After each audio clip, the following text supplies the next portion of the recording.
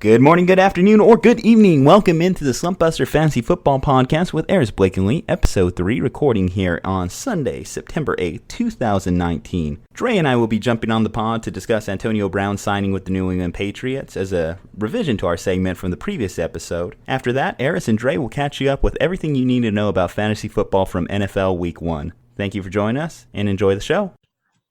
Let me ask you this, do you want to be a Raider or not? I've been trying to be a Raider since day one. I've been fucking working my ass off harder than anyone. I don't know why it's a question of me being a Raider. Like, you guys want me to be a Raider. Grandma, they freed me!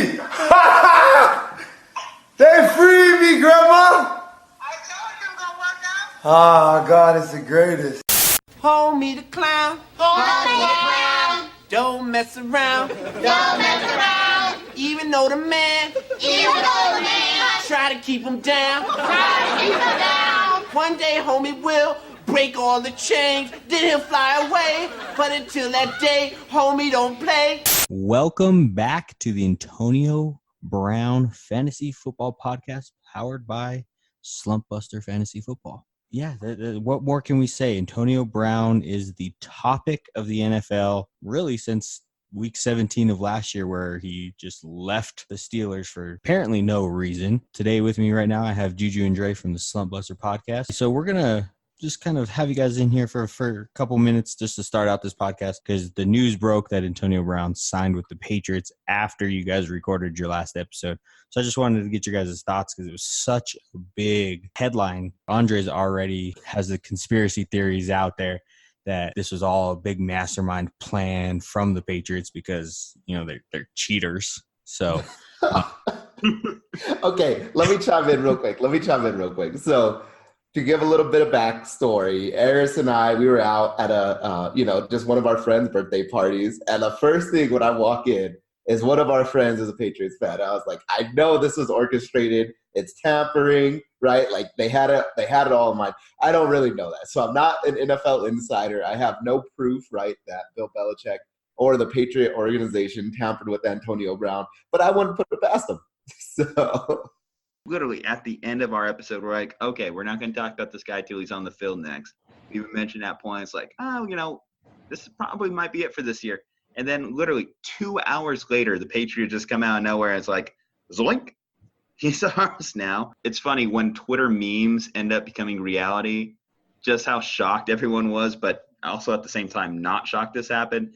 But to add to your conspiracy theory, can you believe that Antonio Brown literally hired social media consultants in regards to amplifying his release from the Raiders?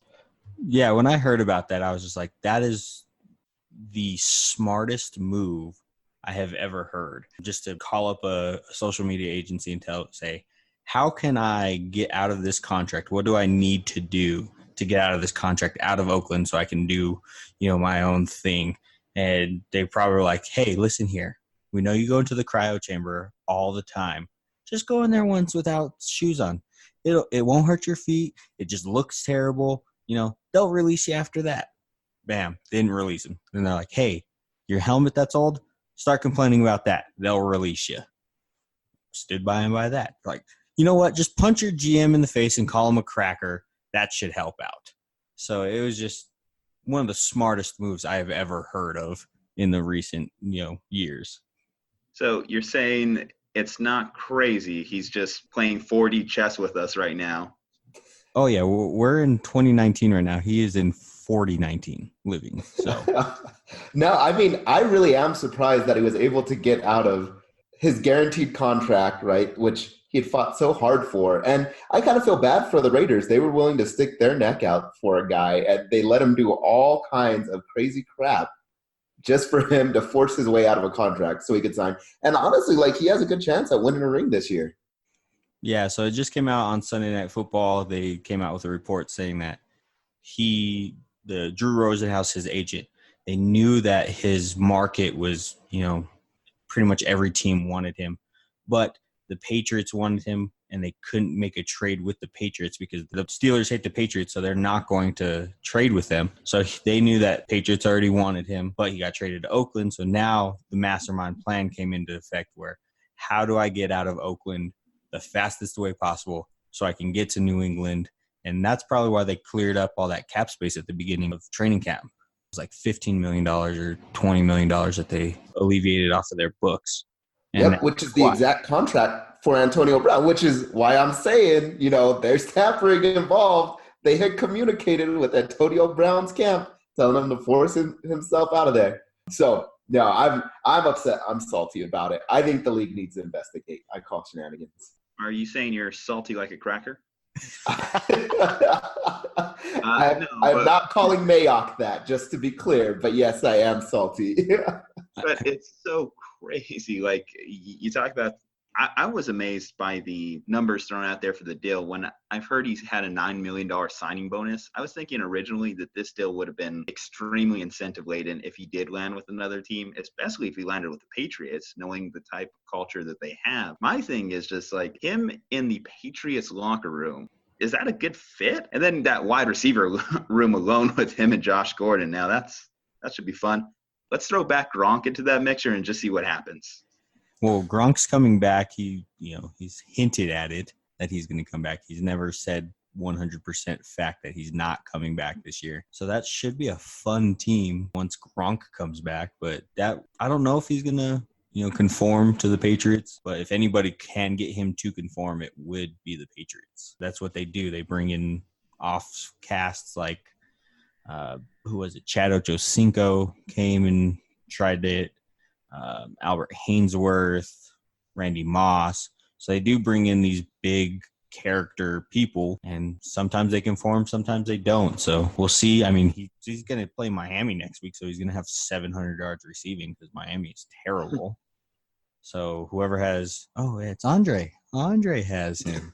Yeah, I do. Congrats on the win next week because Antonio Brown's going to score you 70 points for going up against Miami. Yeah. Well, so that's, I think, a good point. And so maybe this is where we could hop into sort of the fantasy football sort of aspect. So the Patriots are having a field day with my Steelers right now. In fact, I didn't even finish the game because I knew there was no way that we were coming back, right? So fingers crossed, just none of our players get hurt. But I guess Tom Brady looked pretty good with the receivers that he already has and all the weapons he currently has. Do you think Antonio Brown fits well into that system? Well, let's see. James White is still going to have his role, that pass catching back out of the backfield. Julian Edelman, his, safety blanket, is still going to have his role. So I think the two biggest players that are going to have the biggest impact is going to be Josh Gordon and then Philip Dorsett, who had 2 touchdowns today. His role is pretty much going to get scaled all the way back for Antonio Brown, who's, 10 times better than him. So that's where he slides in. He's going to be that deep over-the-top threat. You're still going to have Edelman, intermediate, and then James White is the check down. Well, the thing about this is it's not the 2007 New England Patriots right now. They have the offensive pieces to perform like that team, but they're not going to throw the ball like 50 times a game like they did back in that season. Not to mention that obviously Brady has shown signs of aging, and he's not going to air it out. Granted, he did tonight against the Steelers, but, that's this week one, just wanted to rub it in to piss off Aundre there. But hey, hold on. I'm just saying, I did call this on our last episode, right? So if you go back and listen to, my picks, I did say that the Steelers would get big brothered by the New England Patriots. So I saw it coming. And I actually invested my faith in your team. That's where you messed up, Ju-Ju. That's where you messed up. And you messed up going against Jimmy G, but I did. That's for sure. Not so too much on tangent. Let's go back, refocus here. But either way, like we said, it's just it's going to be interesting to see how Tom Brady kind of acquiesces with Antonio Brown or vice versa there, because Tom Brady's never really had a receiver that has so vocally demanded the ball. Like, Antonio Brown legitimately gets upset if he's not getting targeted during games. So I kind of wonder, would he potentially have a blow-up if things aren't going his way game script-wise? Because the way that New England works, they just go with whoever is going to be the best matchups for them. If they see, like, Josh Gordon, this could be a Josh Gordon week, they're going to go with Josh Gordon. They're going to go with Edelman if it's Edelman week. If AB has 0 catches heading into halftime, will he have a reasonable response? Reasonable is not really in Antonio Brown's vocabulary right now. Yeah, see, I think he would blow up, but at the same time, he has to think in the back of his head, this is the Patriots.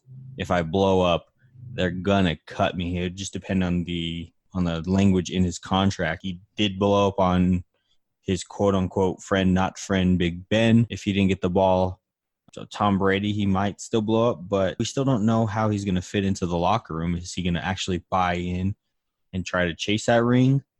Or is he going to try to just be like big chest, right? Mr. Big Chest? Or is it Big Check? One of the two. Is that persona going to come out where he's just like me? So, 50-50 shot right now if he buys in or not. So. Yeah, I personally think that he's going to buy in a little bit more just because, one, this is his best shot at winning a ring, right? So everybody knows that basically the Patriots are going to get that bye week in the playoffs, right? That first round bye. And then, like Tom Brady, we've said that he's getting older, but they still have a very good team. They're still probably the best coached team in football. And so I think, one, he sees it as, hey, this is my chance to get an easy ring. And then, two, I think and hopefully his agent is telling him, look, if we mess up here, there's a chance that no other team's willing to sign us, right? One, he already got kicked out of sort of Pittsburgh, right? Forced his way out of there. And people thought, okay, he'll be happy with Oakland. And then it's like, oh, no, now he's causing, an even bigger stink in Oakland, right? He's causing all these issues. So now he goes to New England. And New England is notorious for, hey, they can control these type of personalities. And so if he forces his way out of there, then I think every team is saying, look, if Bill Belichick couldn't handle him, if the Steelers organization couldn't handle him, and then the Oakland, their front office isn't put together right now, but they gave him what he wanted as far as money-wise. And so I think a lot of people would say, hey, look, nobody's able to make him happy. He's not worth the headache. And so I think he and his agent are probably calculating that. I just kind of wonder how short his leash is because the Patriots in the past have shown great impatience when it comes to players acting up. I believe it was Jonas Gray, one of their running backs a few years back. He slept through an alarm clock, and suddenly, next thing he knows, he was cut. Yeah, the week before he had 4 touchdowns. Yeah, coming off a 4-touchdown game, Antonio Brown had missed 85% of the Raiders' practices this year. That's not going to fly in New England. In fact, you look at all the practices he missed with the Steelers, too, back in the day that we just didn't even know about till he was out of there. That's just not how Bill does business. So is he going to make it to every practice? Is he going to be out there with the young guys or even just out there in the cold practicing with his teammates each and every week? I have my reservations based off what I've seen. I don't think the cold is going to affect him because he played in Pittsburgh. It's still relatively cold in Pittsburgh. So it's going to be can he buy into the culture? Can he be okay with spreading the ball around, which he's never had to spread the ball around except for his rookie year when he had Santonio Holmes. That was really the only year where he wasn't the number one receiver on the team. Now he's not the number one receiver. I still think that Edelman is the number one receiver on that team. Even though AB has put up better numbers, Tom Brady has a better rapport with Edelman. He trusts Edelman. He'd look Mahomes pass to Edelman 50 times a game if you really wanted to because they're on the same page. So it's gonna be a fun ride. That's for sure. We'll see if the Patriots don't leak information, so we'll see if we can still follow this saga like we have with the Raiders on Hard Knocks. But the Patriots have been very tight-lipped, in the past. Well, yeah. I mean, it's funny, like I said, going back to the discussion we had a couple of weeks, if it wasn't for the Super Bowl wins, New England could arguably be up there as far as one of the most dysfunctional franchises in the NFL. They've had so many incidents over the years, and you add in Antonio Brown into the mix. We'll see what happens with that. From a fantasy perspective, though, I mean, he's still going to be a top 10 wide receiver. He has to be, right? You're probably going to fade him for the next couple of weeks because there is still a learning curve to the offense, I imagine. But he's going to be back up there. He's still going to get, especially like in a PPR league, he's going to get his catches. Going back to just game scripting, kind of like what New England does, I do think they still want to use that power run game that they were kind of like working on over the last couple seasons. Yeah, so like I said, it's going to be the biggest hits to Josh Gordon and Philip Dorsett. Philip Dorsett's not going to have 2 touchdown games anymore because now he's, 5th on the depth chart? Yeah, you even have Demaryius Thomas who's still hanging around that roster as well, even though he's recovering from an Achilles tear. Like, he still was an elite wide receiver in the league and is a big target that I think Brady's going to want to use. Oh, no, Demaryius Thomas is gone. Like, now that AB's here, they're going to drop him. They may even, depending on N'Keal Harry's health coming forward, I think they can bring him back week 8. That might even make Philip Dorsett a trade candidate in the future. So, it's going to be Josh Gordon, AB, and Julian Edelman for sure, and then we'll kind of see what rotation they put behind them. It's going to be fun to see AB on the field catching passes from Tom Brady. Maybe he likes him better than Carr, even though he said he loved Carr after meeting him at Pro Bowls and stuff.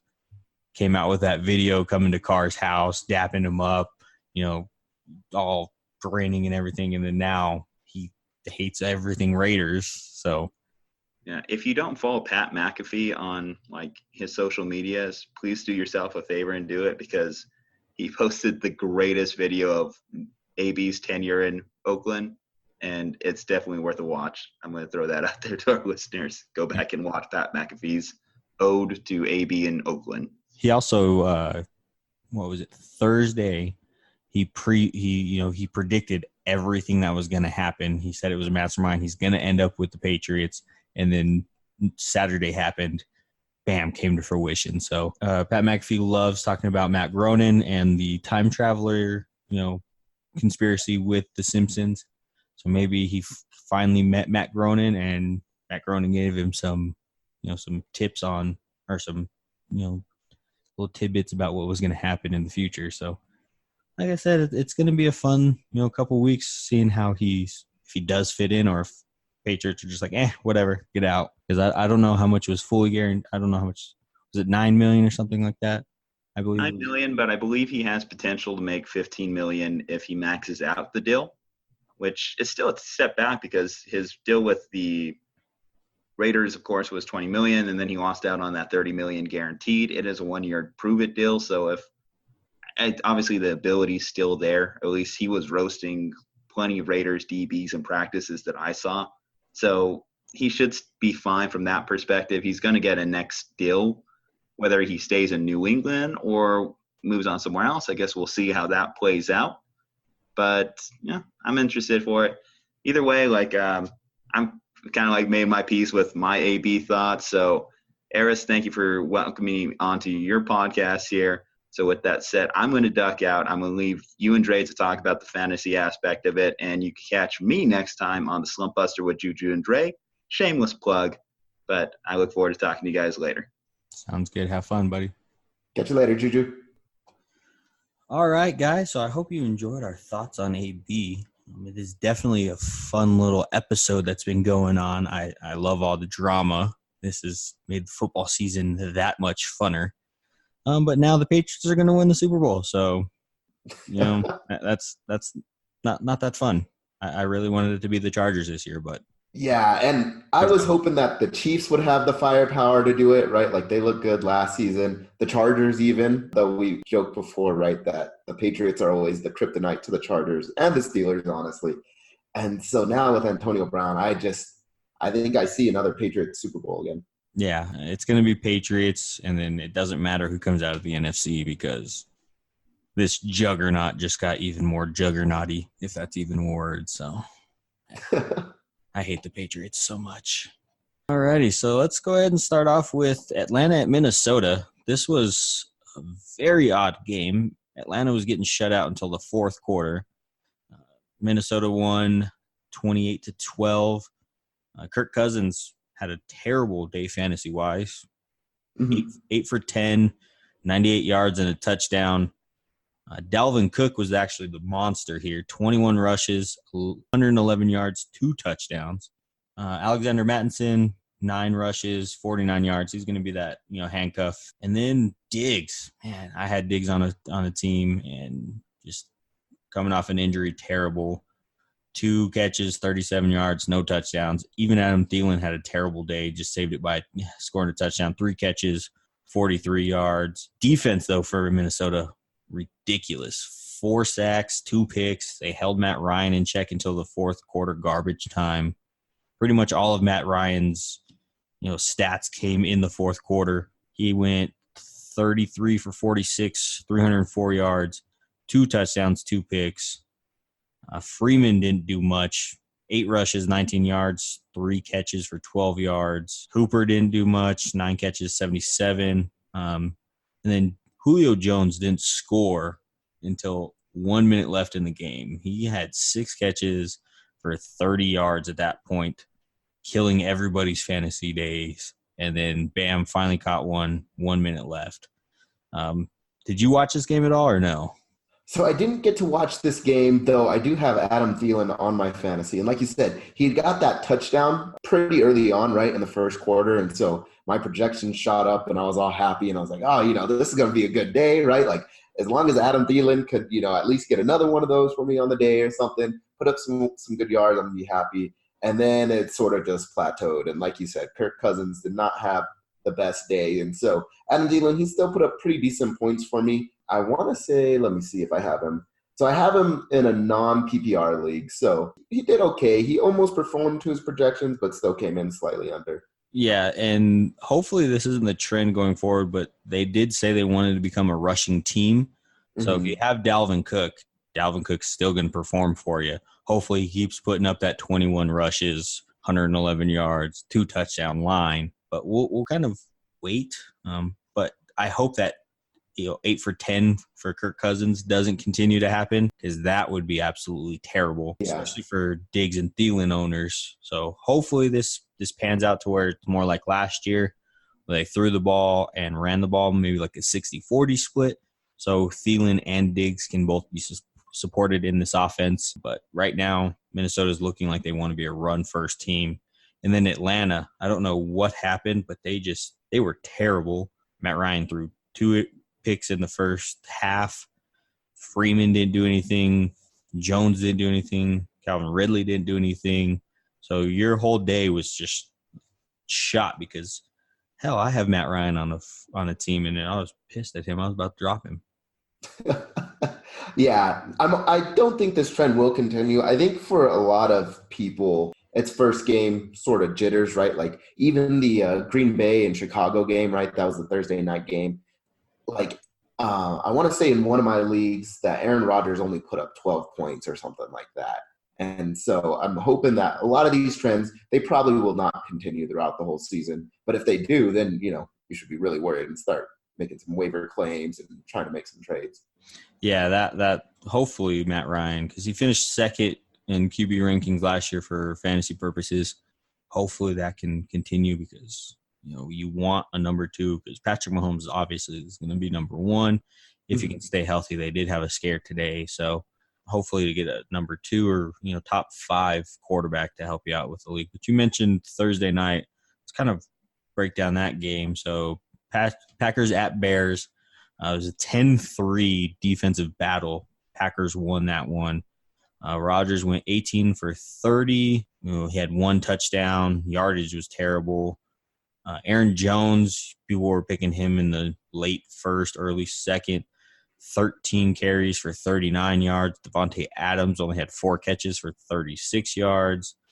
MVS had 4 catches for 52 yards. And then Jimmy Graham was the only player, actually Allen Robinson. He was the only Packer you wanted to own, because he had 3 catches, 30 yards, and a touchdown, which saved that game. He was the only person to score in that game as well. Trubisky had a no touchdowns interception. Montgomery didn't do anything. He had 6 carries, 18 yards. Tariq Cohen didn't do anything, 8 catches for 49 yards. But then Allen Robinson, 7 catches for 102 yards. So only person to even get past 50. Yeah. And so I think for me, if I'm, an owner of one of the Bears offensive guys, right? So Allen Robinson, I think is going to be okay. He looked to perform really well. PPR wise, like Tariq Cohen's, decent flex, probably not a first option for running back, but just the sheer amount of catches that he does get, right? He'll get you a point every time he gets one of those receptions. But just in a regular league, like both running backs did not perform very well. And so I'd be a little bit nervous for the Bears. Hopefully their offense doesn't continue. And Green Bay's defense looked better, right? They definitely look better than they have in the past few years. But I would still be worried because, Green Bay's defense isn't – I wouldn't say that, they're like a top 5 defense in the league or anything like that. And so the fact that they struggled to score against this caliber of a defense. Yeah, and the Packers, they're not going to have those numbers, going forward. They played Bears, who are, arguably one of the best defenses in the league. So don't expect Adams to put up 36 yards. Don't expect Jones to put up 39 yards. Rodgers is going to have better games. So there is hope there. Hopefully Trubisky can come into form like he was towards the end of last year. So all those Bears players, pick up in their value as well. Next game, Washington at Philly. This was a surprising game in the first half. Washington was up 20-7 at halftime.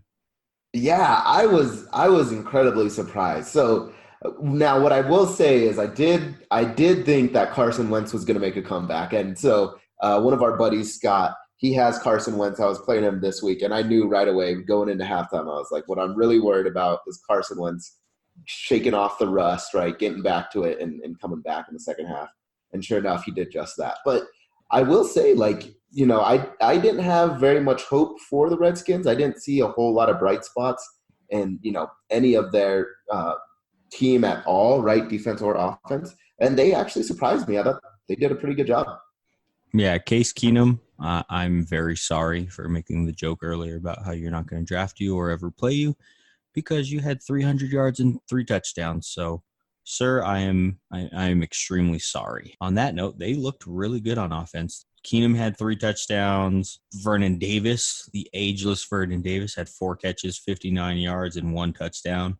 Jordan Reed having, 7 concussions. I don't think he's coming back anytime soon. He's been in concussion protocol all preseason long. So Vernon Davis might be a streamer tight end going forward for you. But first off, I'd like to, say, thoughts and prayers with the Davis family for losing their grandfather. It's awesome that you were able to honor him by catching a touchdown in such, awesome fashion, hurdling a guy.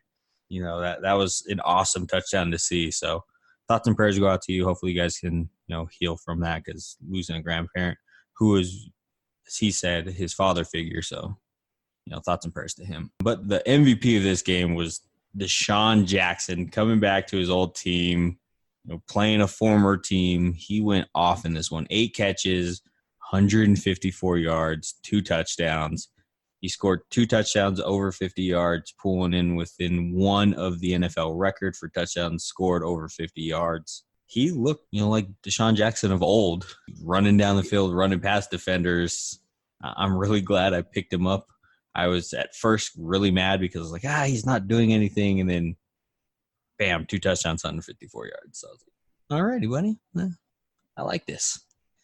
Yeah, no, and that's the thing, right, is the Eagles, and we've been saying it, sort of all preseason long, and a lot of people have been saying it all over the media, but they've got some weapons, and I really think it was just sort of a little bit of rust, right? Like they weren't really into rhythm in the first half, but as soon as they got into rhythm, right, I don't think – I really do hope that Jackson can continue to perform at that level. I don't know if he necessarily will, but there's other options that, Philadelphia has, right? Like obviously Ertz is really good, and even Jordan Howard is a really good running back. He didn't perform that well today, right? But I would venture to say, if there's a team that has a really weak run defense, he'll pop off. So the Eagles, they didn't look good at first, but I think they'll get back to their form that we saw them get to that Super Bowl.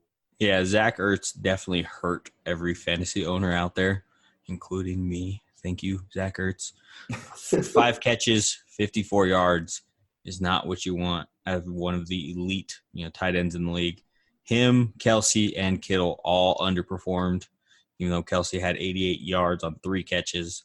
Neither one of them had a touchdown. That's what you were looking for. You were looking for that 100 yards. And then you mentioned Alshon Jeffrey. He did have a touchdown with 49 yards. So he had 2 touchdowns. Mm-hmm. He had the rushing touchdown as well. I forgot about that for a second. So, he saved his performance with the 2 touchdowns. But the running back situation is going to be, an odd one for the beginning. You had Sproles start the game, and then Sanders and Howard kind of mix in. though Sanders did look like the best running back out of the three. Mhm. He only had 25 yards, but he had a 25-yard touchdown called back on a holding call. He got shoestring tackled. I think it was at the 3-yard line. So I think by midseason, this will be his backfield with Sproles mixing in, and Howard will be traded to a running back needy team. Yeah, I think you're right. I totally agree. And then the bright spot for Washington was Terry McLaurin. If you drafted him, good for you. 5 catches, 125 yards, 1 touchdown. It looks like on a receiver-needy team, he is going to become the number one. He looked athletic out there. He had a deep pass, perfectly. He had one actually that was overthrown as well. So he could have had even a bigger game with 2 touchdowns and, add another 60 yards onto that. So he's definitely going to be somebody to look at on the waiver wire, especially because they do need a number one receiver. Next is Los Angeles Rams at Carolina, or should I say Los Angeles Rams at Christian McCaffrey? Yeah. Because Christian McCaffrey was the entire offense. He led all the rushing categories. He led all the receiving categories. This was his game. Really nobody else on the field did well for Carolina. Rams obviously pulled it out in a pretty good shootout. I liked the game. It was entertaining to watch. But the surprising thing was Gurley didn't get any goal line carries. They all went to Malcolm Brown. He scored on both of those opportunities. He had 11 rushes for 53 yards, where Gurley only had 14 touches for 97 yards. So, is the knee a bigger issue than what they're making it believe to be? We're not too sure, but it is a bit concerned, that he isn't in there in the goal line situations, especially what you want him there for. I definitely think the highlight of that game was Christian McCaffrey. I'm a little bit disappointed. So I actually made a trade for, I gave away C-Mac and Jarvis Landry and picked up Saquon Barkley and then Tyrell Williams. And I was happy because, AB is no longer on the Raiders. And so I was like, oh, Williams can get some more targets now. So I was like, that's good.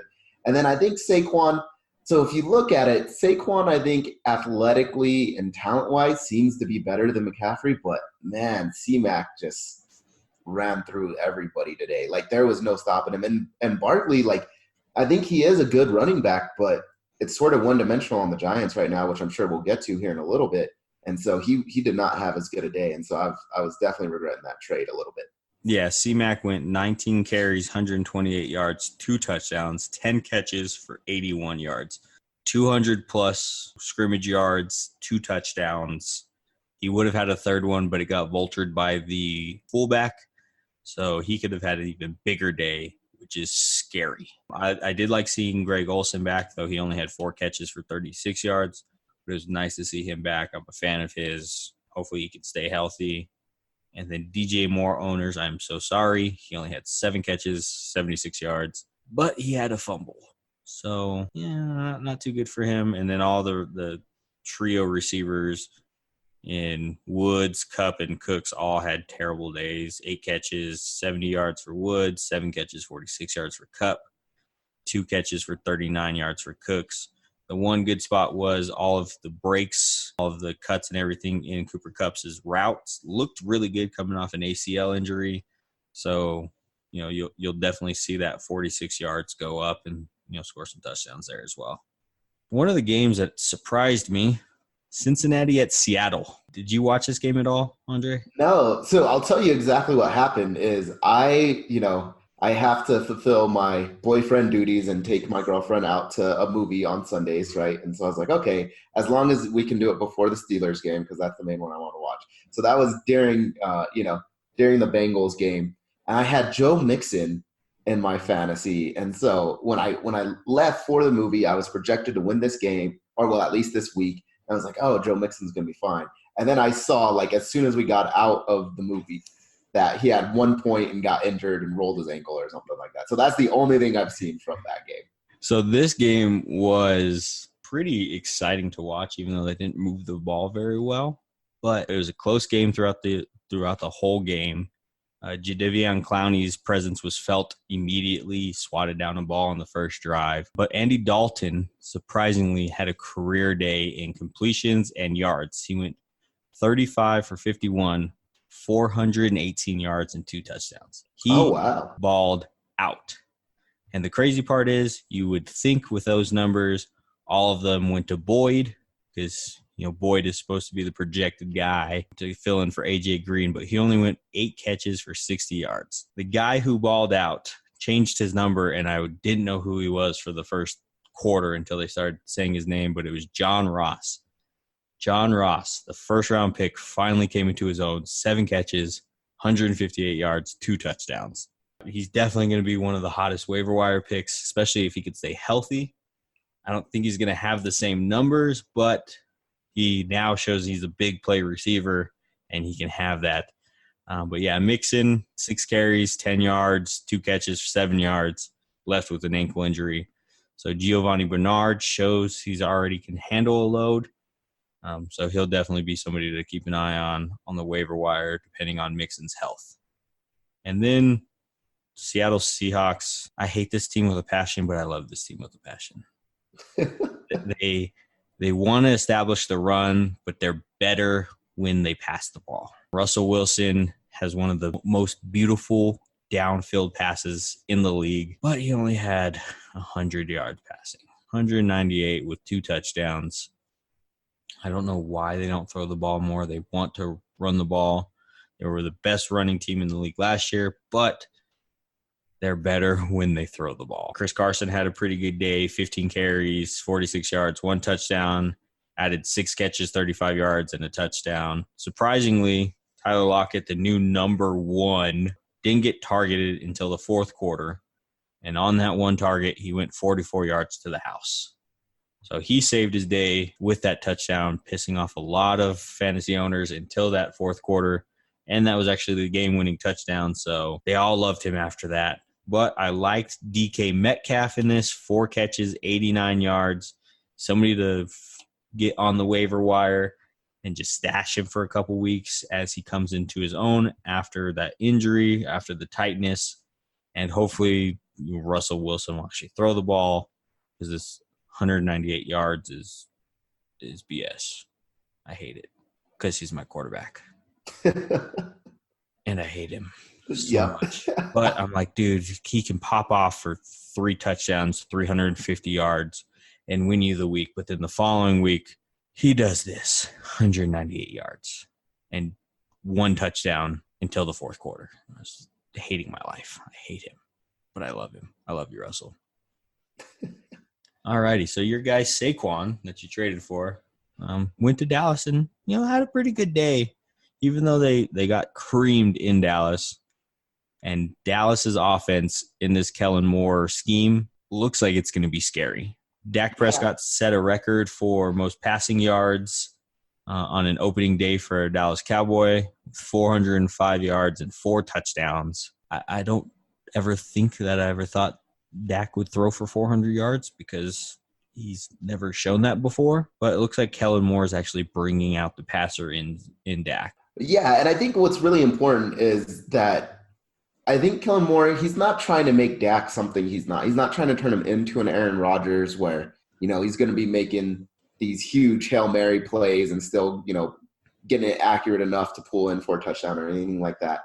They have an offense where they can utilize Dak's ability to throw anywhere from 5 to 15, 20 yards or something like that accurately. And that's about as far as they need to throw it. But they also have it really well balanced with the run. So they can attack you from a lot of different places.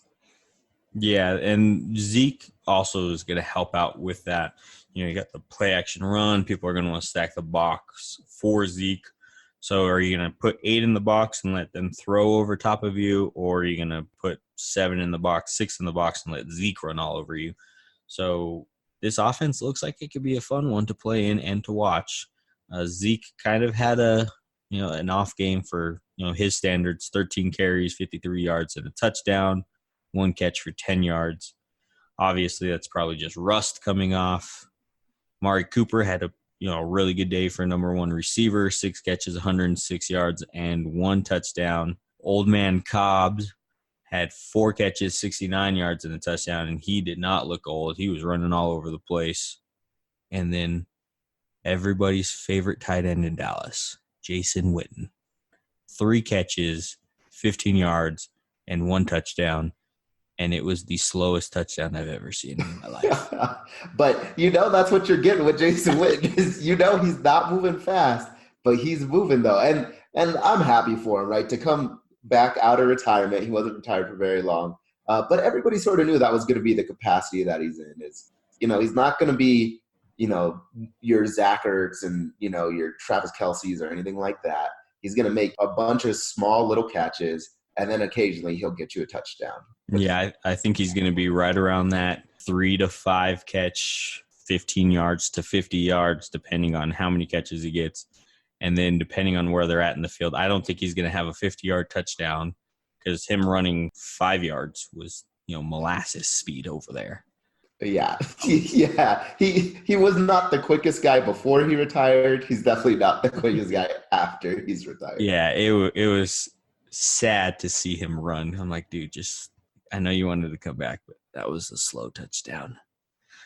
But I know the Cowboys fans are loving Michael Gallup's emergence finally into this offense. They're seeing, him actually come into his own. This guy had 7 catches, 158 yards, no touchdowns, but that touchdown is going to come eventually. I don't think the 158 yards is going to happen every week, but he looks like he can, with that speed, turn those 7 catches into 100 yards. But he looked really good, surprisingly. So I was pretty surprised with him because usually Gallup isn't one of those type of players to go off. And then Manning, holy cow, looked like old Manning. There was a play evading the defensive rush where it looked like it was the play from the Super Bowl where he got out, spun out, put his hand on the ground, turned around, and then threw the ball downfield for a completion. I wanted to test him for steroids right then and there because he did not look like that last year. Unless he talked to Tom Brady and got on that TB12 method, because Manning looked like a different Manning. It was pretty surprising. 30 completions, 44 attempts, 306 yards, and a touchdown. He threw the ball downfield, which he didn't do last year. He only had 3 passes of 50 yards or more last year. Yeah, he needs to be tested for PEDs immediately. So do you think, because I know there was a lot of rumbling, right? Like, oh, he's going to get replaced with Daniel Jones. Even though they lost, right? Like you said, he still performed all right. He did look better than he has in the past. Do you think there's still the push to replace Eli this year? With this performance, no. In garbage time, since they were down 35-17 at the point, they brought Daniel Jones in. He went 1 for 3, had a fumble, didn't look like he was up to the speed of the game just yet. So I think it might just take a little bit more for Daniel Jones to come in. But if Manning can keep putting up these stats and not put up last year Manning, they love him in New York. Hell, when they benched him for that one game, the coach got fired for it. Mm-hmm. So if he can continue to put up these numbers, they'll keep him in there. But, yeah, Barkley had a really good game, 120 yards on 11 carries, 19 yards on a catch, 4 catches, but didn't have the touchdown. Evan Ingram did have a touchdown, which he's going to be the number 1 guy out there now. 11 catches, 116 yards, and a touchdown. And then that touchdown that Barkley got or was supposed to get went to Will Goldman, his backup, but it happened in garbage time. So, you can't expect that all the time. So hopefully they won't get breaks beaten off of them like they did so early in the game where they just got away from them and they just sat all their starters. So those touchdowns will come with Saquon. He is the best back in the league, in my opinion. Some of these jump cuts that he was doing reminded me of LT, reminded me of Sweetness. Some of these jump cuts were amazing. So he and Zeke will definitely be battling for top running back in the league, for many years to come. So probably the worst game of the week, Detroit at Arizona. It was a 27-all tie. Yeah, week 1 ties are becoming a thing now. Because didn't you guys tie week 1 against Cleveland last year? Yeah, we did, unfortunately, right? So, and that was part of the reason why we were out of the playoffs. So I guess week 1 ties are going to be a thing. Let me know who your week 1 tie is going to be next year, even though the schedules aren't out yet. because apparently people just want to tie on week 1. Stafford killed it as usual. They're a throwing team. He had 3 touchdowns. Kerryon Johnson only had 46 yards rushing. But the guy of the game was TJ Hawkinson, rookie tight end. Many people didn't draft him, but he had 6 catches, 131 yards, and a touchdown. And this guy was everything he was advertised to be. Coming out of college, everybody, loved his athleticism, loved his vision of the field, and this guy can ball. And Stafford loves to throw the ball, so hopefully this continues. If he's on your waiver wire, pick him up now. It was amazing. Hopefully you saw this game because Kyler Murray looked like garbage in the first half, but in the second half looked really good. So you can go yell at our friend Antonio, who is all for Kyler Murray for some reason, and just go tell him that this offense is terrible because their line is terrible. There was one point where the offensive lineman sacked his quarterback. Literally jumped on top of him and sacked him. JR, I am calling you out, buddy. That's funny. So I didn't get to see this game. I was actually quite surprised for Arizona, though. I had Detroit winning this game easily. I thought Detroit was the all-around better team. Detroit is actually like one of your sneaky good teams. I don't think they're going to make the playoffs, but I think they'll give, anybody a tough game. And I was actually surprised when I saw that Arizona was able to come back for the tie anyways, right? I want to say they were down quite a bit early, if I'm not mistaken, right? They're down. Yeah, 14 all of pretty much everything came in the fourth quarter. Kyler Murray was running around for his life in that backfield. I don't think they got past the 20-yard line on their first 3 drives, I want to say. So pretty much all of the 308 yards that Kyler Murray had came in the fourth. The 2 touchdowns came in the fourth. But it was pretty, the last part of the game was exciting to see, but the first part of the game was terrible. I do want to say Detroit ruined this game for themselves. They called the timeout on a play where they would have scored a touchdown. Joke's on them, I guess. For calling that's just bad coaching right there. It was the offensive coordinator called the timeout for no apparent reason. Nobody knew he called the timeout. Nobody was looking for the timeout, and they threw a swing pass to their scat back, and he was in the open field about to score, and then they nope, coming back. So that was pretty funny. But Larry Fitzgerald looks like ageless Larry Fitzgerald. 8 catches, 113 yards, and a touchdown. I think this guy's going to play till he's 50. Him and Tom Brady must be doing the same workouts because, wow, this guy. I'm like, Larry Fitzgerald, you're like, how old are you? Because you're still performing at an elite level, 113 yards and a touchdown. Yeah, that's just insane. Him, apparently, Eli Manning, Tom Brady, they all hopped in the gym this offseason together and hopped on that TB12 diet or whatever, because that's impressive. They brought Vernon Davis with them because these old guys kind of balled out this week. On a side note, I want to say Keyshawn Johnson had 5 catches for 46 yards.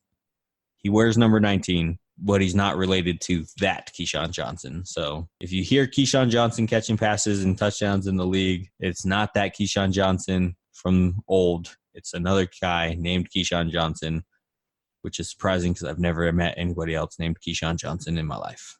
Now there's 2 of them in the NFL playing receiver. Pretty fun stat.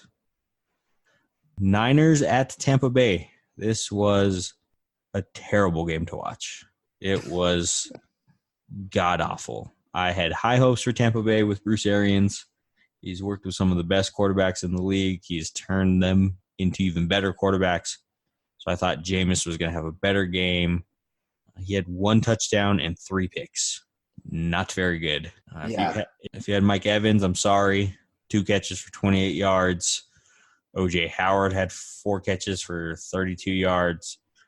It was not a good game for Tampa Bay. The only 2 people who really did something good was Chris Godwin, 3 catches, 53 yards, and saved his game for a touchdown. And then Ronald Jones, 13 carries, 75 yards, and a touchdown. He is going to take over this backfield if he continues to do this. This is what they drafted him for. But Jameis Winston, bro, you are in a contract year. Put up or they're shipping you out because this was a bad game. Yeah. And especially like you said, right, as Bruce Arians was brought in, he's supposed to be this offensive guru, right, this quarterback whisperer. And, this is probably one of the worst performances Jameis Winston has had in his entire career. Hopefully he can get back to a little bit of the way that he was performing, like even last year or 2 years ago. And hopefully it doesn't continue. But if it does, right, this could be a rough year for a lot of those guys. Like you said, Mike Evans, O.J. Howard. I have O.J. Howard on one of my teams as my tight end. And, yeah, it was not a pretty day. Yeah. Jameis Winston, if he continues this, man, it was a bad game to watch. There was penalties all over the place. Jameis threw 3 picks. One of those picks went for, 2 picks went for a touchdown. Niners defense looked like they were Jacksonville's defense from 2 years ago. Fumble, 2 touchdowns, 3 sacks, 3 picks. What more can you want from a defense who you really weren't expecting a lot from? Kittle didn't do anything. 8 catches, 54 yards. And Jimmy G, who's supposed to be the second coming of Tom Brady in this offense with Kyle Shanahan, only had 166 yards, touchdown, and then an interception. Hopefully he can, start to ball out because that's what people were hoping for in this Kyle Shanahan offense that made Matt Ryan Super Bowl contender and a MVP before they blew a 28-3 lead. Sorry. Yeah, and that's the thing with Jimmy G, right, is he looked so good before his injury, and a lot of us, I think we still expect that out of Jimmy G. And we've had this conversation before, right? It might be a little bit of a mental thing. It might be a physical thing. But right now, he just does not look like the Jimmy G that, we were used to seeing before that ACL tear. And so I really do hope that he can get back up to that level. He's fun to watch when he is that good. But right now, he still looks rusty. He looked bad in preseason, and he still does not look fantastic right now. Yeah, it like I said, it was a bad game to watch. One bright spot that didn't count was Cameron Brate had a beautiful touchdown catch, came down, tapped his toes beautifully, and then guess what? Called back for holding. So it was just that type of game. They definitely beat themselves because they did have a chance to win this game, even though they lost 31-7 before Jameis Winston just fell apart in the fourth quarter. It was 17-20. They just started to beat themselves. So let's move on to the AFC games. The most surprising game, I would think, is the Tennessee at Cleveland, where Tennessee demolished Cleveland 43-13. I don't know what happened with all the hype surrounding Cleveland. Baker, you made me lose. I'm very mad at you. You had 3 interceptions. It was not a good game for Baker. Chubb didn't have a good game. Odell Beckham didn't have a good game. Jarvis Landry didn't have a good game. David Njoku only had a good game because he had a touchdown. I don't know what happened with this team. Yeah, I think you're exactly right. I think expectations just got so high for this team. Everybody's even saying like, oh, Super Bowl chances and stuff like that. Now, I'm not going to write them off yet, right? I chose them to win our division, right, even beating the Steelers. But right now, like, they just did not look good. And so I'm hoping this brings them back down to earth. They can regroup and say, okay, we got to pick it back up and get going. Because they have all of the pieces they really need. Baker Mayfield, I think he, coming in as a rookie, nobody really knew what to expect. I think people can read him a little bit better now. But they have so many weapons that there's no reason they should be getting whooped that bad, especially at home. Yeah, and hopefully it's just rust from Baker not playing in the preseason, coupled with them playing a top 10 defense in Tennessee. That defense had 5 sacks, safety, 3 interceptions, and the touchdown. So, hopefully it's just that defense being that good and then just the rust because he didn't play. But Tennessee looked, really good. Mariota had 248 yards, 3 touchdowns. Derrick Henry, this guy, I don't know where he came from. He had 84 yards rushing and a touchdown, and then he took a screen pass 75 yards to the house as well. At the start of last year, people were writing him off, and then he blew up the last 7 games, led the league in rushing the last 7 games, and now he's continuing it to this year. Anthony, I'm sorry for telling you your team sucks and Derrick Henry sucks because this guy's here to stay, I guess.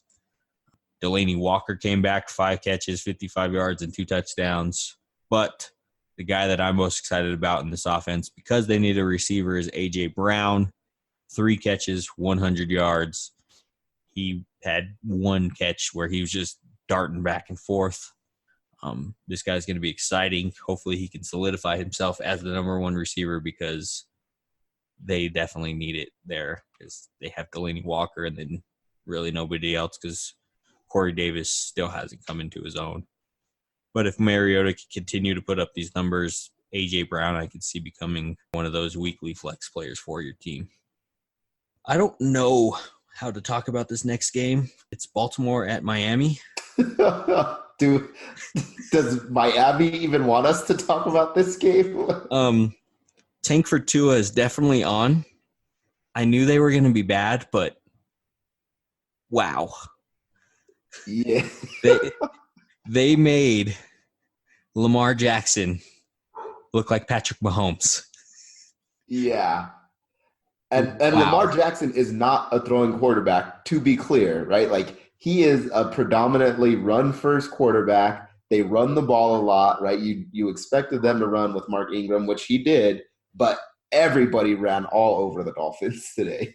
Yeah, don't expect this stat line to continue. 17 for 20, 324 yards, 5 touchdowns, and 0 interceptions. At one point, this guy had 7 completions with like 4 touchdowns. That's how bad Miami is. Even RG3 came in garbage time, threw a touchdown, went 6 for 6. But surprisingly, they still are a run-first team. Mark Ingram had 14 rushes. Gus Edwards had 17 rushes. Justin Hill had 7 rushes. Ingram had 2 rushing touchdowns. Yeah, Miami is bad. So whoever is playing Miami that week, it doesn't matter who is on their team, play who's playing against Miami. It doesn't matter.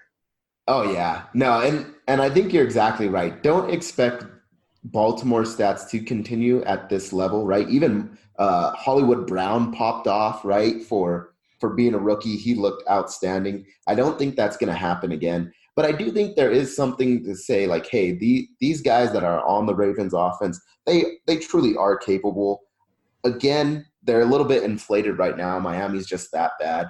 But if you have like a Mark Ingram, even if you took a chance on a Marquise Brown, right, a little bit later on in the draft, like it looks okay. And Lamar Jackson could possibly suffice. It looks like he's getting better at passing. So again, like we said, he's a run first quarterback, but he has shown some improvement. Or Miami's just that bad and anybody can make some passes. One or the other. Yeah, Hollywood Brown, welcome to the NFL. Your first 2 catches were touchdowns. He finished the day 4 catches, 147 yards, 2 touchdowns. Yeah, the 2 touchdowns, he just ran right by the guy. Maybe this will continue because we've seen those, big play receivers continue to make a spot for themselves on these teams. Deshaun Jackson has made a living in the league doing this. But my guy, Mark Andrews, 8 catches, 108 yards, 1 touchdown. Most of them just came right over the middle.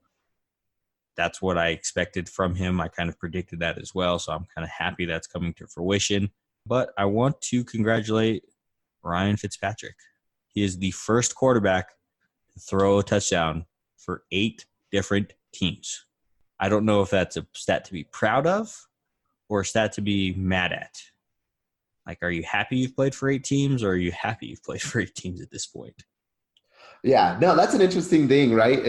I guess it shows that he is talented enough to still at least keep in the NFL, even if it's as a backup, right? But at the same time, it sort of sucks in that, like, you were never that good to be, like, the go-to starter, and they just kept you on a team for, a super long time. So congratulations, though. That is an impressive stat. That's actually kind of cool to say, though, like you said, it might not be, the best stat there is. There are some drawbacks to it. Yeah, that game is just whoever's playing Miami, just play those players. I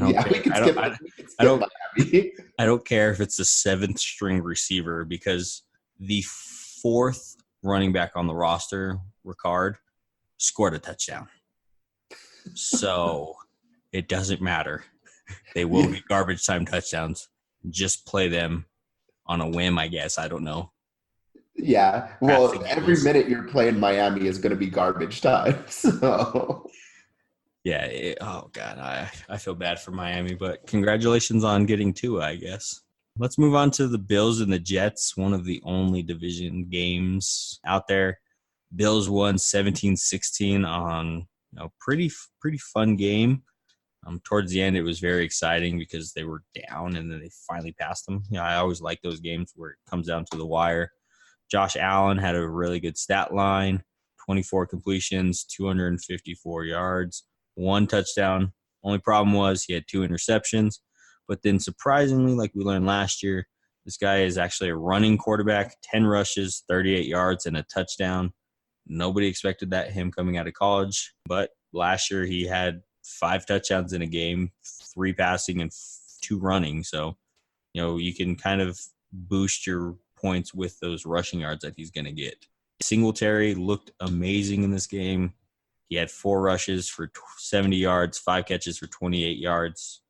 This is why they got rid of Shady. It was because of him.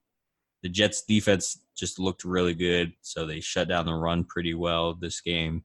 Frank Gore had 11 rushes for 20 yards, but that's his MO these last couple of years. He's going to have 700 rushes this year for 700 yards because he gets 1 yard per carry pretty much.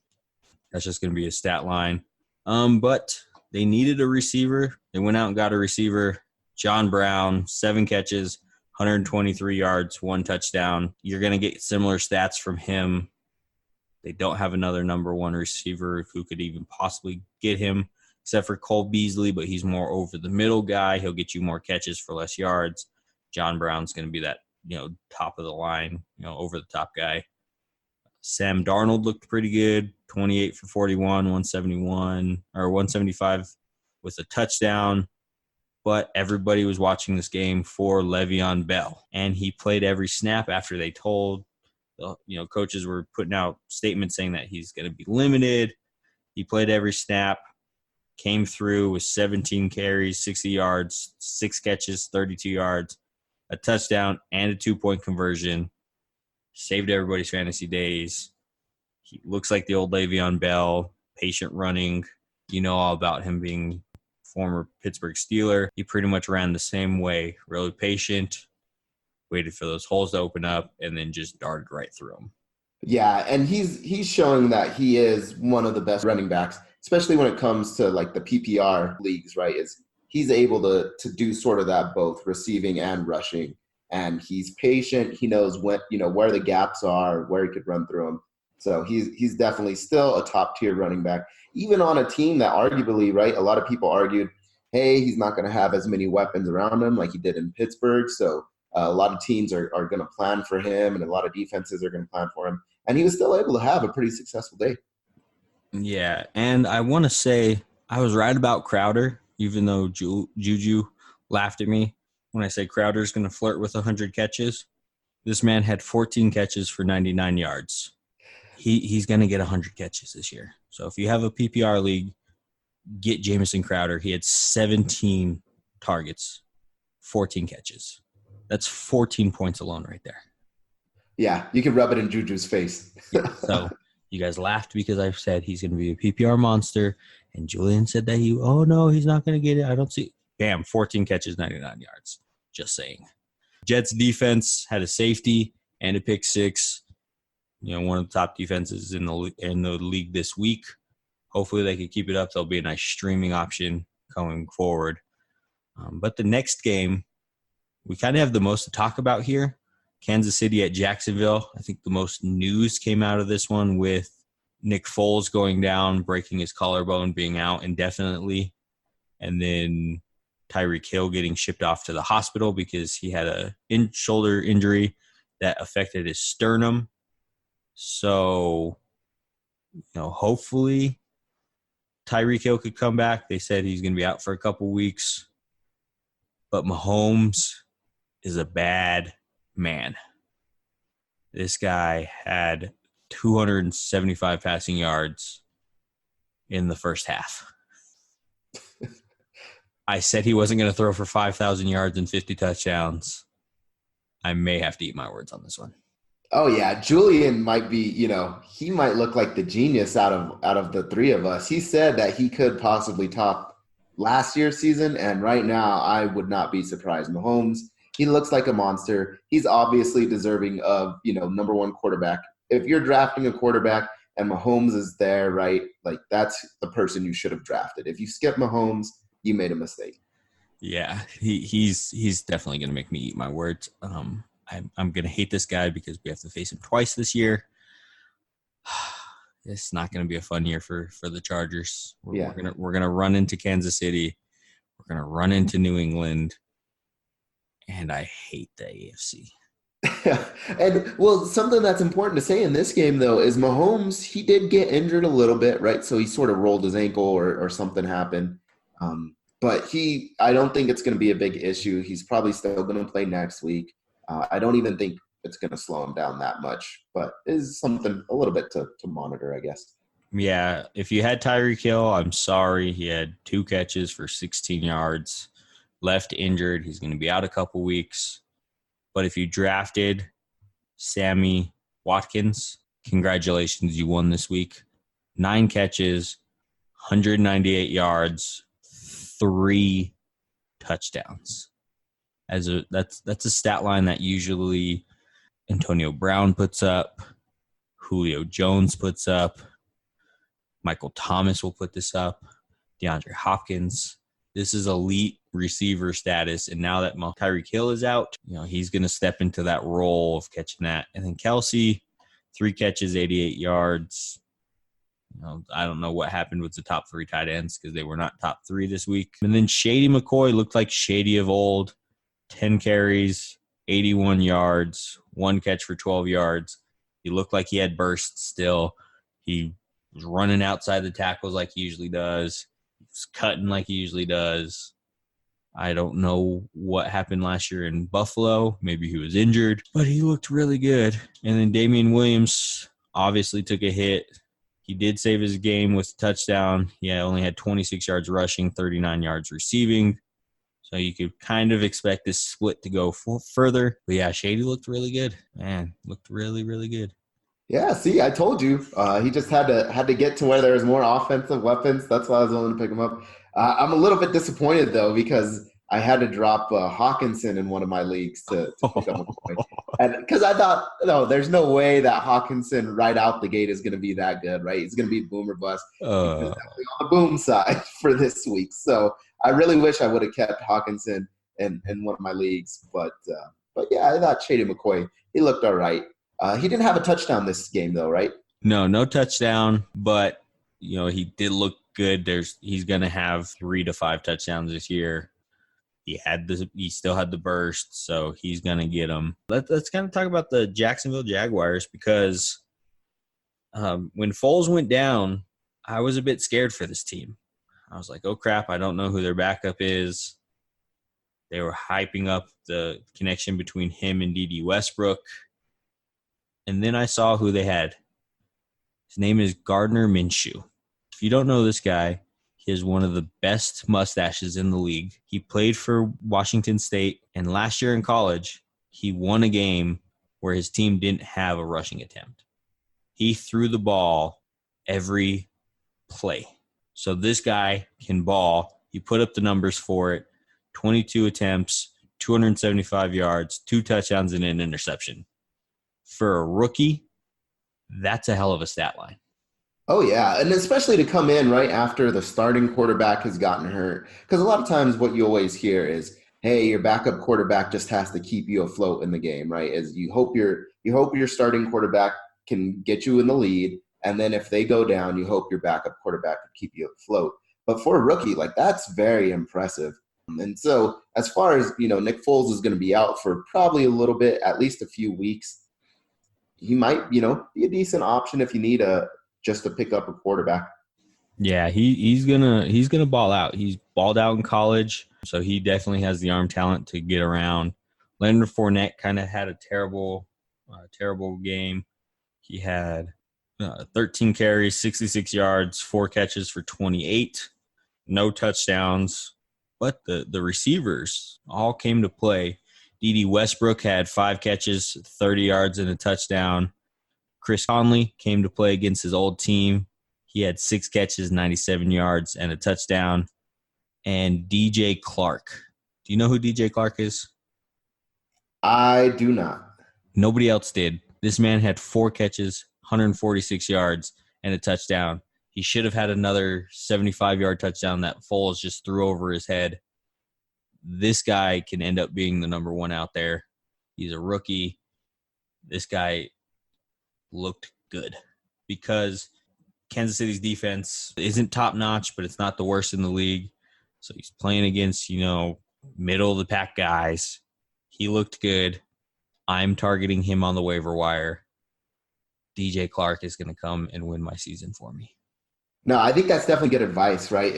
He's probably a guy that a lot of people slept on, so he definitely is going to be available on a lot of waiver wires. So look to pick him up. Oh, yeah, he's undrafted in, I think, 100% of the leagues that I just looked on Yahoo. He's not on a single team, so he's available. I'm definitely going to be looking for him in some of my leagues because my receivers didn't do anything for me this week. Thank you, Stephon Diggs. You didn't do anything. So DJ Clark, he's getting promoted for my team. All right, last game we're going to talk about is my team. 1-0. What's your record, Aundre? Yeah. Shut it. Who did you guys play, though? Who did you play? Doesn't matter. We're 1-0. So we played the Colts. Avoid the fact that we went to overtime. Yeah. A win's a win. Without an Andrew Luck. So let's just be sure that everybody knows Andrew Luck did retire. He did not play. A win's a win. Okay, we won. I was happy. So we won 30-24. And all I want to say is Melvin Gordon's case for a bigger deal got shot down today. My man, Austin Eckler, 12 rushes, 58 yards, 1 touchdown, 6 catches, 96 yards, 2 touchdowns. Let's go, Austin Eckler. Yeah, and so I feel bad for Melvin Gordon now. Like, you might as well hold out the rest of the season because they don't really need you anymore.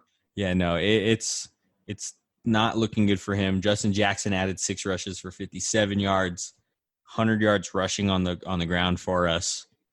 He did have a rushing touchdown to win the game. We didn't need Melvin Gordon. We probably would have had the same stat line with Melvin Gordon, just rolled into 1 person instead of 2.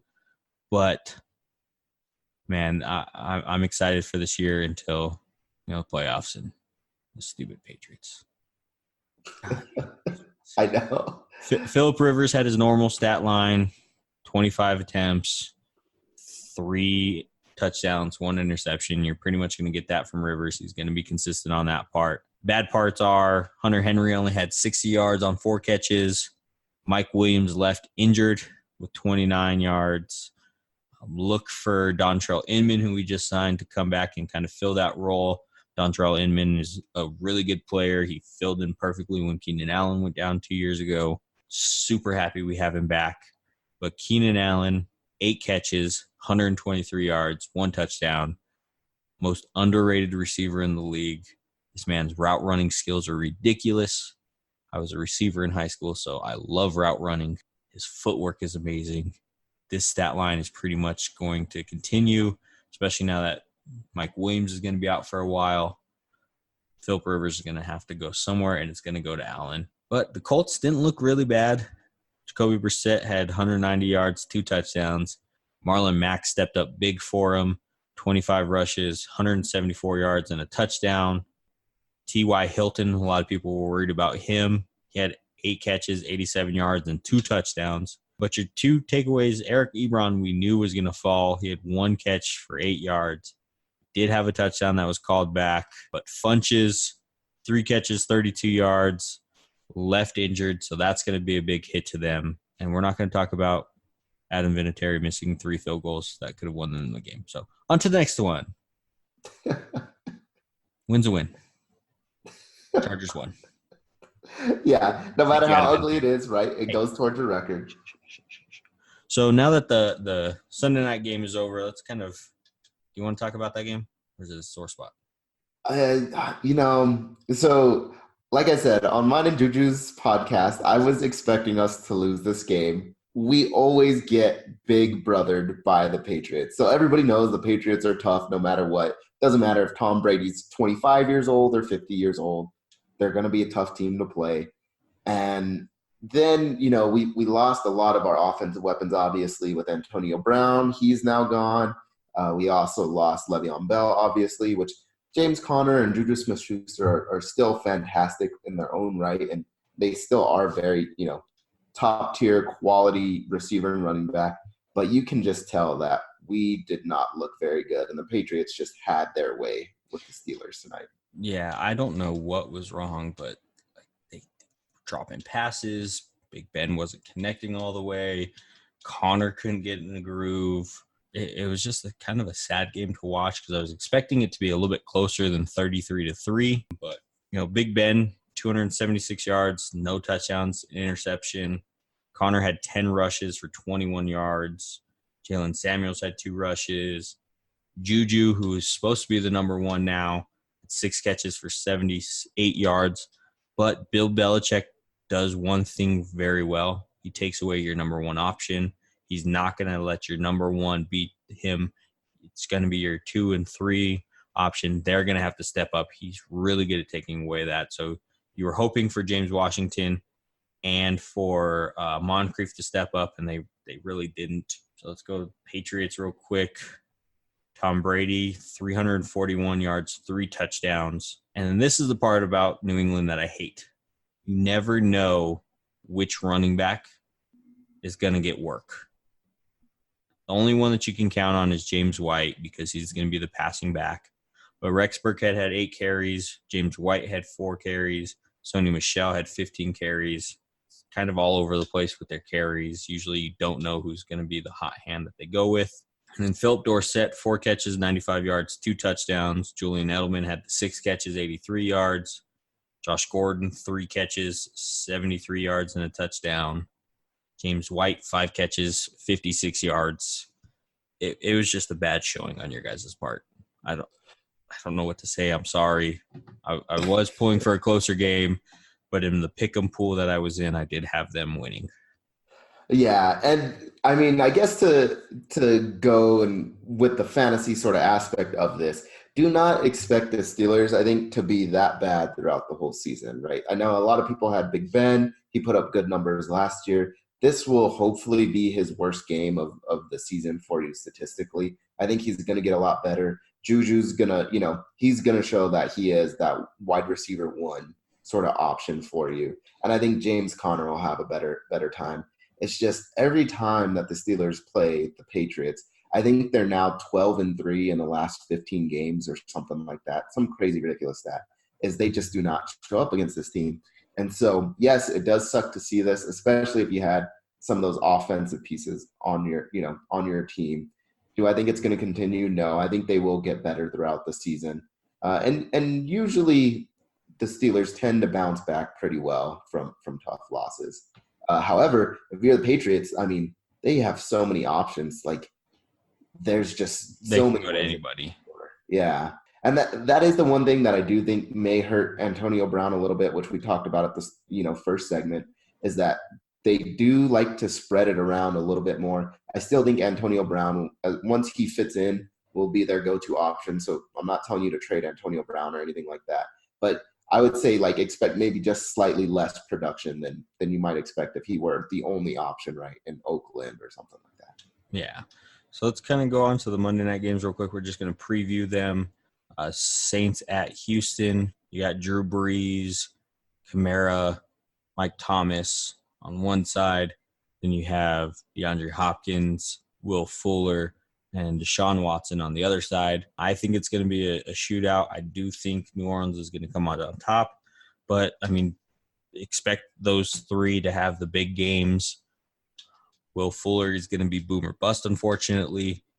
It's just how he is. I'm kind of excited to see how Kenny Stills fits into the Houston offense, and plus the additions with Duke Johnson and Carlos Hyde into the backfield now that Lamar Miller is down. But really, it's going to be those 3 players for New Orleans. The 2 top players on Houston in Watson and Hopkins, with those three being, kind of boom or bust, especially those were two running backs that we don't know how they're going to use them just yet.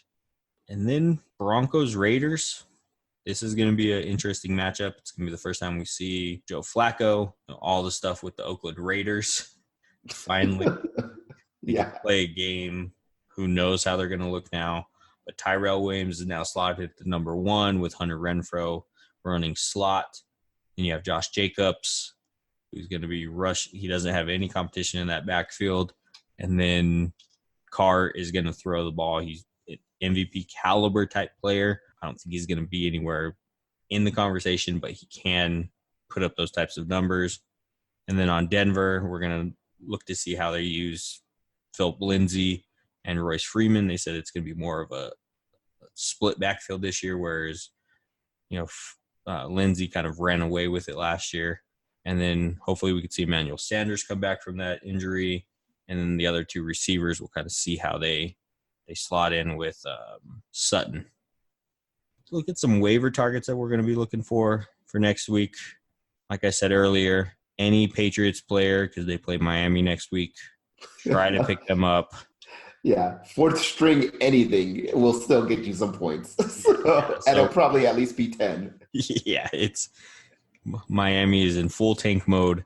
I think I heard a stat today of the 53-man roster, 31 players are brand new. That's almost unheard of in the NFL to have that many new players on the team with a new coach, a new scheme. Most of them don't know each other, so they're in full tank mode. Some other quarterbacks to look at. You have Josh Allen against the Giants. Dak Prescott just put up 400 yards. Josh Allen is probably not going to put up 400 yards, but he can run the ball as well. Dak Prescott against Washington. That offense does look pretty fun over there in Dallas now. And then Lamar Jackson. He's not going to have the 5 touchdowns, but Arizona's DBs are beat up.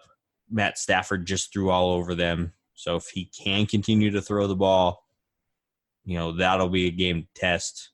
Secondary's weak for them. Do you see any other quarterbacks that you might want to target on the waiver wire? Not a whole lot for me. Most of the good quarterbacks that we expected are probably already gone, right? And so I think you got it exactly right. Lamar Jackson, if he was there, would be a good option for you. All right, so let's look at some running backs now. Giovanni Bernard, depending on the health of Joe Mixon, he might be somebody to look at. He's going to be the full-time back there if he's hurt. Shady McCoy, just because that offense is so high-powered, pretty much anybody who's going to be able to touch the ball on a regular basis is going to be somebody worth, at least flexing on your team. Singletary against the Giants. We talked about him on our Buffalo breakdown. He's going to take over that backfield. Giants' run defense isn't all that good. He's going to be somebody to kind of just pick up now, wait a couple weeks, then slot him in. Same thing with Ronald Jones. Right now it's more of a committee in Tampa Bay. Eventually he's going to take over, just like Miles Sanders is going to take over. And my last running back is going to be Malcolm Brown.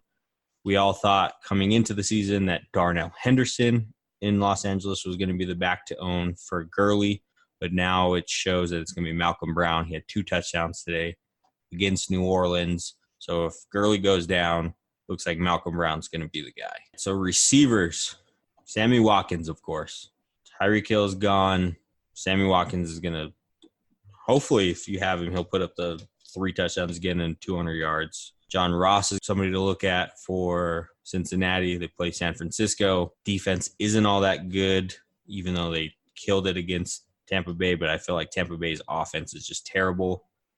DJ Clark from Jacksonville, like I said, he's going to start to slide into that number 1 role.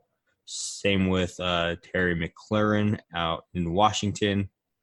John Brown for Buffalo. They need a number 1 receiver. He's looking like it's going to be the guy. Danny Amendola, he looks really good. He's looking like he's filling in for that Golden Tate role where it's just yards after catch. He had 100 yards today. Even though they play the Chargers next week, Chargers defense, secondary-wise, is pretty stingy, but he'll be somebody to look for kind of going forward. Jamison Crowder, especially if you're in a PPR league, he had 14 catches today. That's huge in PPR. That's 14 points before his 99 yards that he had. They play Cleveland, who just broke down today. A.J. Brown's going to be somebody to look at, stash on your bench, see if the Tennessee offense can do what they did again. They don't have a number one receiver. He can be that guy. Same with DK Metcalf. We all thought Tyler Lockett was going to be the guy out in Seattle, but DK Metcalf had 5 more targets than he did, and he looked athletic out there. He looked like he could move around. He's going to be a guy. So most of these guys are going to be stash guys, except for maybe Sammy Watkins, John Ross. Most of these guys are going to be, hey, kind of wait one more week, see if their trends continue, and then you can get in front of those waiver targets next week. And then tight end wise, Aundre, I'm sorry, since you dropped TJ Hawkinson, he's going to be one of the guys that people are looking for. He went undrafted in most leagues.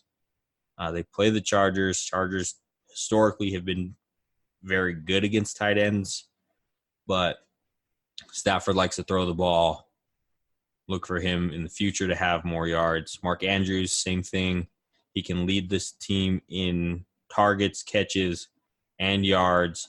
They play Arizona. Their secondary was banged up. And then in Washington, if Jordan Reed is out, Vernon Davis is going to be somebody to look for. Evan Ingram just blew up against Dallas's defense, so we'll see if Vernon Davis can have another game. Defense and kickers, just look up for matchups. Kickers, you're always going to be playing somebody that is on a good offense. Defensive-wise, it's so hit or miss with defenses, except for New England next week because they play Miami.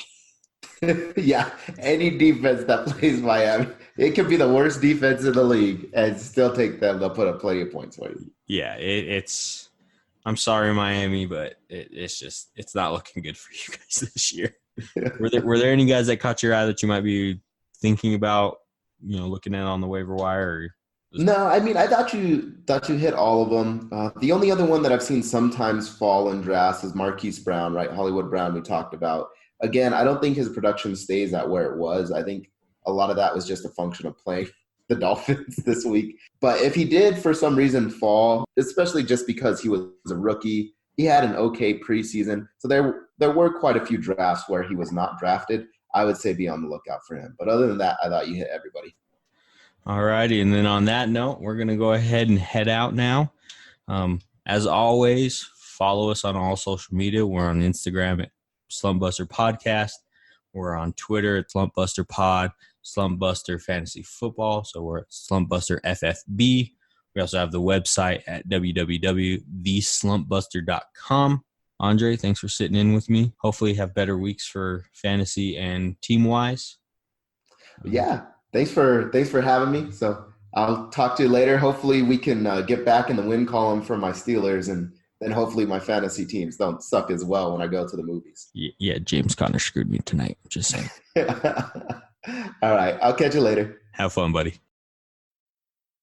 As always, guys, like, rate, review, share, tell your friends about us. Continue talking crap to your fantasy football pals, your league mates, and then we will see you next week. Have fun, guys.